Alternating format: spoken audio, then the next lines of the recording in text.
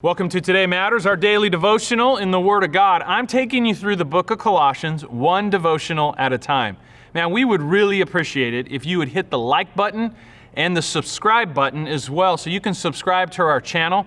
It's going to help us get the word out to more people. The more likes and subscribers that we have, the more videos we're able to put in people's suggested views. Now, back to our devotional.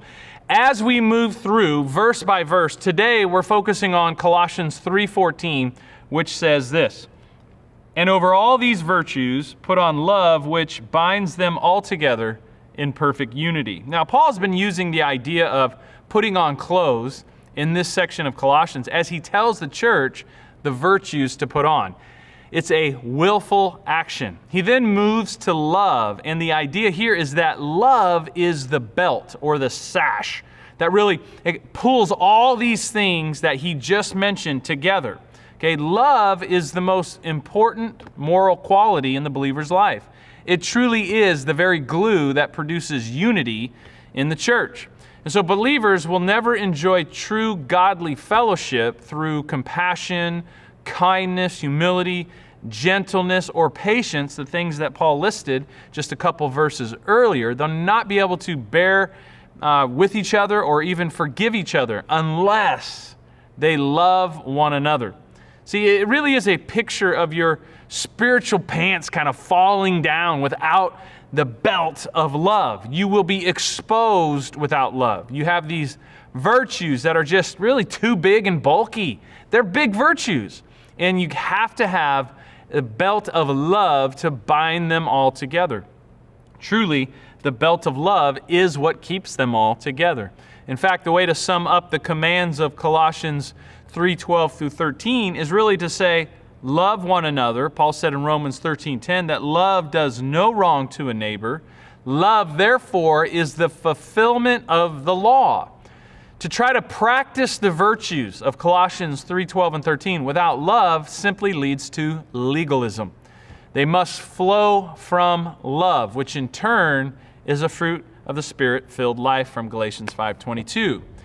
Nothing is acceptable to God if it's not motivated by love. And we can see that in 1 Corinthians 13:1 through 3, including these things: knowledge, Philippians 1:9, look that up; faith, Galatians 5:6, obedience, John 14, verse 15.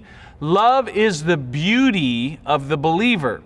It dispels the ugly sins of the flesh that destroy unity. So, love is the key to your motivation when it comes to others.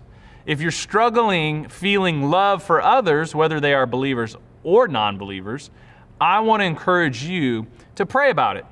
Ask the Lord to give you a heart like His. Truly, prayer changes everything.